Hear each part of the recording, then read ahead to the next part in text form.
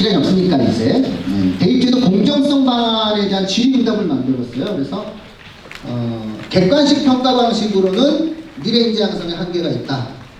그래서 고교 학점제가 대입에 적용되는 2028년에는 새로운 수능 체제를 마련하겠다. 이렇게 얘기했습니다. 여기 굳이 뭐라고 적어놨죠? 굳이 객관식으로는 안 된다라고 얘기했으니까 뭘 보겠다는 얘기죠? 이거 이렇게 해석하셔야 돼요. 이걸 굳이 객관식이 안 된다는 얘기는 굳이 안 했으니까 이건 뭐죠? 주관식을 보겠다. 논수령을 보겠다. 이렇게 생각하게 되시면 되죠. 뭐 초4인데요. 뭐 신경 쓰지 마세요.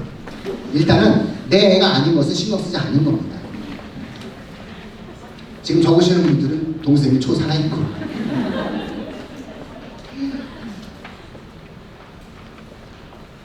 자, 이 부분이 다 내용으로 들어갔고요.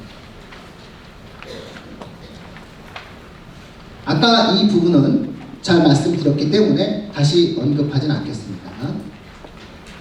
자, 이제 빨리 내려가겠습니다. 바로 이 부분입니다. 11월 달에 발표한 두 가지 안이 있다고 말씀드렸죠. 이게 고교 서열화 해소 및 일반고 교육 역량 강화 방안에 대한 내용입니다. 자사고 외고 국제고 일괄 일반고 전환입니다. 어떻게 될까요? 될까요? 안 될까요? 이것도 역시 대통령 선거나 국회의원 선거를 지켜봐야 되나요? 현재의 대한민국의 상황 속에서 자유한국당이 여당이 되고 대통령이 되면 모를까? 그 이외의 모든 정당이 정권을 잡으면 불가능합니다. 안 될 것 같습니다. 제 바램이 아니라 그냥 제가 또 옛날에 또 그런 쪽에 좀 이렇게 많이 20대 때 그런 걸 해봐서 제가 감이 있습니다. 어려울 듯합니다.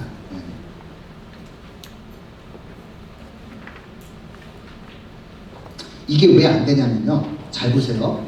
이번 교육부 발표의 핵심안이 뭐냐면요. 많은 사람들은 이게 거대한 법적 근거가 있다고 생각합니다. 근데요.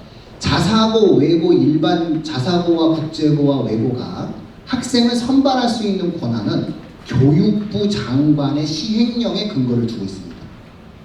근데 이훈혜 교육부 장관이 이 시행령을 폐지합니다. 그럼 법적 근거가 있나요? 없나요? 없습니다. 법적 근거가 없기 때문에 새로 시행령을 만들어주지 않으면 자사고, 외고, 국제고는 학생 선발을 할 수 있는 권한을 갖지 못하게 됩니다. 거꾸로입니다. 특혜를 주던 것을 특혜를 안 주겠다고 한 거기 때문에 법적 다툼을 진행할 때는 왜 우리에게 계속 특혜를 주어야 하는지를 설명해야 되는 겁니다. 두 번째, 외고 이름을 그대로 쓰라고 합니다. 외고의 커리큘럼을 그대로 하라고 합니다. 즉 성남외고는 없어지지 않습니다. 성남외고의 커리큘럼 그대로 유지됩니다. 심지어 성남외고에 돈까지 준답니다. 잘하라고. 다만 그것을 성남지역 아이들이 뺑뺑이로 가게 하라는 겁니다. 좋죠. 나쁠 게 없습니다. 동탄 어머님들 싫어하실 것 같습니까? 동탄 국제고를 뺑뺑이로 갑니다. 일산 제일 좋아하십니다. 두 개나 있습니다. 고양이고 고양국제고 뺑뺑이로 갑니다. 강남에는 한 개도 없어요. 이렇게 되는 겁니다. 이제 느낌 이해하셨죠, 어머님들? 즉 인문사회 쪽 학생들은 네가 일지망을 써라. 낙생, 뭐 분당 일지망 쓰듯이 휘문 일지망 쓰듯이 거의 일지망 쓰라는 거예요. 영어나 어학적인 형태를 갖고 있는 학생들은 일지망 쓰면은 거기서 뽑아서 주겠다. 여기에 만약에 뽑히지 않는 학생들은 이 학교와 클러스터 수업을 해라. 늘고에 배정된다 하더라도 성남외고 쪽과 클러스터 수업을 해가지고 해결해라. 이렇게 얘기하는 겁니다. 내가 너네 학교를 없애겠다는 것도 아니고 이름도 그대로 두고 커리큘럼도 그대로 유지하고 돈까지 줘가면서 뭔가를 발전시켜 주겠다는데 이게 왜? 법으로 다투면 100전 100패입니다. 말도 안 되는 소리입니다. 이것에 대해서 소송을 하는 뭐 어쩌고 소송거리도 안 됩니다. 그냥 속상한 겁니다. 그냥 제일 속상한 집단은 인사고 외교부고 하나고인데요. 하나고 재단이 어디죠? 하나은행입니다. 어떻게 덤비겠습니까? 외대보고 재단은요? 왜 됩니다? 못 됩니다. 민사고만 덤빌 수 있어요. 그럼 만약에 덤빈다라고 얘기했을 때, 즉 교육부의 정책에 대해서 맞서 싸운다고 얘기했을 때 이들이 선택할 수 있는 건 뭐죠? 정규학교를 포기하고 대안학교로 가는 겁니다. 그럼 민족사관고등학교는 한 해 등록금이 7천만 원쯤 될 겁니다. 그럼 송도에 있는 최교육인 거죠. 가성비가 안 나옵니다. 죄송합니다만 이건 그대로 갑니다. 도대체 이걸 갖다가 제가 문이과 통합 반드시 됩니다라고 얘기했을 때 많은 사람들은 왜 반드시 되네요? 아니 봐라, 이건 봤는데도 너 그런 생각이 안 드냐고 얘기했어요. 모른대요. 어떻게 될지 모른대요. 그러면 수능이 어떻게 나올지도 모르는데 어떻게 애들을 가르쳐? 제가 이렇게 얘기합니다. 정책이 가지고 있는 명확한 근거에 대해서 움직여 나갈 때 우리는 예측을 해줘야 되는 겁니다. 없어지겠구나. 그러면 없어지기 전까지 가야 되느냐? 라는 고민하면 되는 겁니다. 근데 우리는 어떻다? 없어지기 전에 가야 될 이유를 지금 충분히 설명을 들으셨죠? 그러니 우리에까지는 아무 생각 없이 그냥 간다. 다만 우리의 다음에 어떻게 될지 모르겠다. 오는 문을 닫고 들어가는 거고, 그러면 동문회도 따라가겠구나. 이렇게 그냥 이해하시면 되는 거예요. 대원외고가 1, 2기를 안 부르는 거 아십니까? 동문회한테. 저는 그렇게 알고 있습니다. 3기부터 선발된 아이들이라 대원외고 3기 출신 학원 선생님 한 분이 1, 2기가 이렇게 나옵니다. 그래서 안 되는 거예요. 그래서 1, 2기는 뭐 그냥 선배지. 나보다. 자, 이 다음입니다. 그 다음에 여기서 가장 또 중요한 부분이 있습니다. 그게 이겁니다.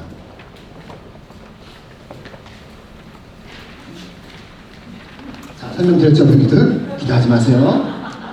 네? 기대하지 마세요. 그리고 우리 애들은 보통 초5니까 괜찮잖아요, 어머니들. 그걸 초4까지 걱정을 해주십니까? 네? 초3을 걱정하지 마세요. 그냥 그들은 또 그들 방식대로 사는 방식이 있습니다. 진짜 중요한 내용들은요, 이겁니다. 영재고. 보세요. 교육부가 영재고에 대해서 뭐라고 얘기했냐면요, 예시로 영재학교 지필평가 폐지, 입학전형에 대한 사교육 영향평가 실시, 그 다음에 과거와 영재고를 이제 어떻게 하겠다? 동시 지원하겠다. 지금 현재 어머님들 중에서 영재고 입시를 준비하신 어머님들이 보셔야 될 내용. 2차 지필평가를 어떻게 하겠다? 없애겠다. 과도한 선행의 주범이라는 것을 인정한 겁니다. 제가 막 사람들이 막 불러요. 저 정책 뭐 이렇게 연구한다고 현장의 목소리를 듣겠다 하면서 막 저를 막 불러요. 저를 부르면 저는 가사 앵무새처럼 두 가지만 얘기합니다. 사교육을 없애고 싶으세요? 그래요. 좋아요. 내가 한 가지 방법을 알려주죠. 뭐죠? 자, 사교육 억제에 대해서 대한민국 교육부가 정책적인 원포인트 핀셋 정책을 통해서 정말로 학원을 없앤 케이스가 있냐라고 물어봅니다. 있냐? 니네가 정말 어떤 정책으로 학원을 문 닫게 한 적이 있냐? 있어요. 외고 듣기평가 폐지. 현 외고 입시 제도가 학원들을 싹 다 문 닫게 했습니다. 사교육 급감했습니다. 예전에 대원외고 입학시험에 수학이 있었습니다. 대치동에 4,000명 다니는 학원이 있었습니다. 헤르만하고. 그분이 그때 돈 벌었으면 다른 일 하시고 사회봉사하시면 되는데, 그 학원이 외고에서 수학이 없어지고 난 다음에 어떻게 됐죠? 4,000명이 400명이 되는데 1년 걸렸고, 없어지는데 2년 걸렸습니다. 아발론이 얼마나 아름다웠습니까? 버스가 탄천을 지배하면서 이렇게 쫙. 저는 다른 건 몰라도 아발론 하면은 저는 버스입니다. 세상에 학원버스 중에서 그래도 디자인이나 모든 면에서 가장 그래도 괜찮았던 건 그래도 아발론인데, 추억의 아발론입니다. 아발론은 멋있었어요. 괜찮았어요. 탄천에 쫙 차량 병풍을 세워놓고. AI에 600억 투자 받았었습니다. 학원이 600억 투자 받았고, 토피아가 200억 투자 받았었습니다. 골드만삭스에. 학원들이 그 정도로 거대 규모를 만들어냈던 건 입시 지도가 있었기 때문입니다. 싹 다 정리되지 않았습니까? 교육부 정책의 가장 효과를 본 것은 바로 그 외고 입시 정책입니다. 그 외부 입시 정책을 만들어서 정확하게 부셔버린 사람이 누구냐? 고 정두원 의원입니다. 이런 겁니다. 그래서 그때도 어렸을 때 가가지고 얘기하면은 이걸 안다. 그리고 제가 이런 얘기 했다고 얘기하지 말라고. 영화원 원장들이 칼 들고 저를 찾아올지도 모르고 갑자기 제가 길거리 가서 쓰러질지도 모른다. 이러면서 얘기합니다. 실질적으로 굉장히 정확한 진단이고 결정이었습니다. 즉 고입에서의 이러한 정책은 정책적 효과가 큽니다. 이해하셨죠, 여러분들? 근데 영재고 어떻죠? 어마어마한 효과가 있습니다. 과도한 손해 2차 지필평가 예시 상황이거든요. 교육부가 예시를 했다는 건 뭐죠? 이건 반드시 어떻게 한다? 한다는 겁니다. 이게 내년에 할지 내후년에 할지 모르지만 그쵸? 저는 가장 빠른 시간 내에 영재고 2차 지필평가는 없앨 것이라고 보고 있습니다. 그리고 영재고 2차 지필평가를 없애는 과정에서 사교육 영향평가를 실시하겠다.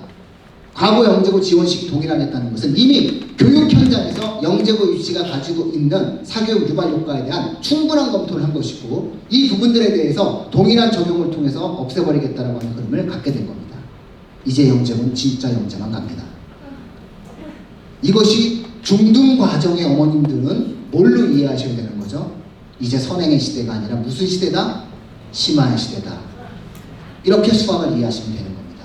어차피 수능 수학의 출제 범위도 많이 줄어들었죠. 그런 과정들 속에서 또 하나의 선행의 요소였던 영재고 2차 필기가 사라진다는 하는 것은 내 아이가 단단하게 수학적 형태의 문제를 해결할 수 있는 능력을 갖출 것을 요구하게 된다는 겁니다.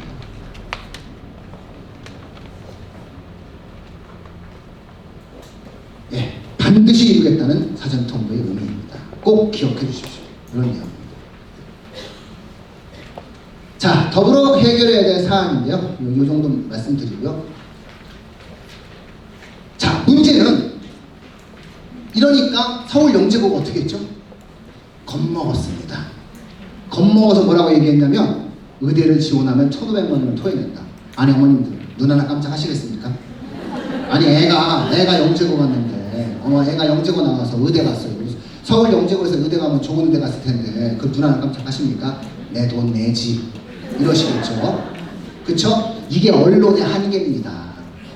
이건 언론의 한계로 제가 이 내용을 기사 발췌한 겁니다. 서울 영재고는 더 심한 말을 했는데 더 심한 말은 발표하지 않고 언론에서 안 쓰는 거예요. 마치 손흥민이 80km, 80m로 주짓수 골임을 넣었는데 이건 얘기하지 않고 어시스트 1 이거랑 똑같은 겁니다.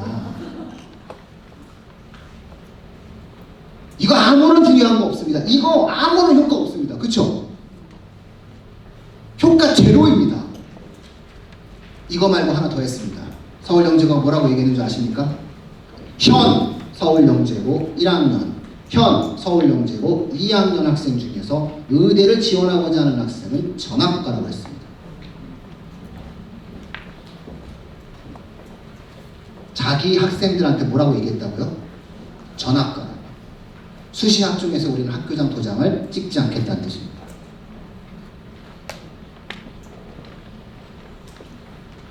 의대를 지망하는 학생들은 이제 영재고의 영자도 생각해서는 안 됩니다.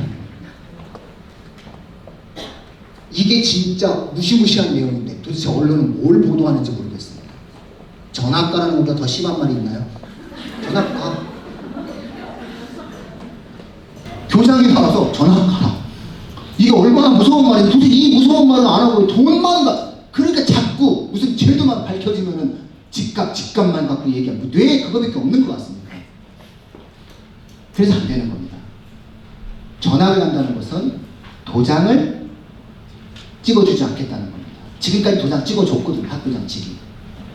그냥 학교장 찍기 절대 안 찍겠다. 그러면 지금 있는 애들한테도 전학하라고 했는데 올해 들어온 애들한테 퍽이나 의대에 대해서 뭔가를 해주겠네요.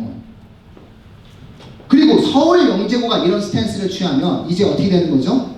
경기 영재고는 이미 원래 그랬고요. 이제 어떻게 되는 거죠? 영재고는 의대파가 가는 학교가 아닙니다. 그러면 애초부터 이공계 쪽 아이들은 영재고 쪽으로 싹 다 정리되는 겁니다.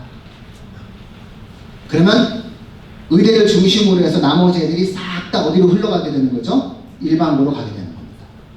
이러면서 법적인 근거를 없애서 자사고, 국제고, 외고를 싹 다 5년 후에 정리해서 고교학점제가 실시되면 전체를 좀 균등하게 만들어서 지역 간 균형, 학생 간 균형을 맞추면서 고등학교를 운영하겠다는 겁니다. 뭐 또 이렇게 되면 나쁜 거 없습니다. 그쵸? 이런 내용입니다. 자, 나머지 표가 있습니다. 이 표를 보면은 얼마나 일반고 전형에 대해서 핵심적인 내용들을 가지고 있는지를 알게 됩니다. 예를 들어서 클러스터 수업이라는 게 있습니다. 우리 학교는 해당 사항이 없어. 근데 쟤네 학교랑 합쳐야 돼. 우리가 성남외고에 들어가가지고 우리 학교 학생들이 뭔가 같이 공부를 했으면 좋겠어. 그럼 돈 들어가잖아요. 돈 들어가잖아요. 교육부가 그런 거 지원해줘야 되는 거잖아요. 왜냐면 성남외고가 예를 들어서 영어에 관련된 심화 영어를 한다라고 했을 때 늘 푸른고 학생들이 막 가고 이쪽에서 가게 되면은 그 학생들을 더 지도하기 위해서 들어가는 비용이 있을 거 아니에요. 그걸 국가가 대주겠다는 겁니다. 5년간 1,000억 넘게 대주겠다고 합니다.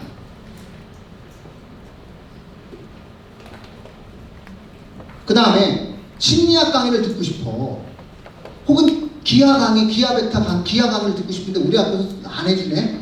애들도 없고. 그럼 그거 인강으로 만들어서 누구나가 다 학점을 이수할 수 있게끔 교육부가 교육 시스템을 만들어 줄게. 5년 동안 300억 넘게 투자합니다. 예산표까지 나왔습니다. 이 예산표를 보시면 대한민국 교육부가 그냥 정책에 휘둘려서 만들어진 것이 아니라 얼마나 핵심적으로 이 부분들에 대해서 준비했는지를 알 수가 있게 되는 겁니다. 28쪽을 보고 난 다음에 저는 깨달았습니다.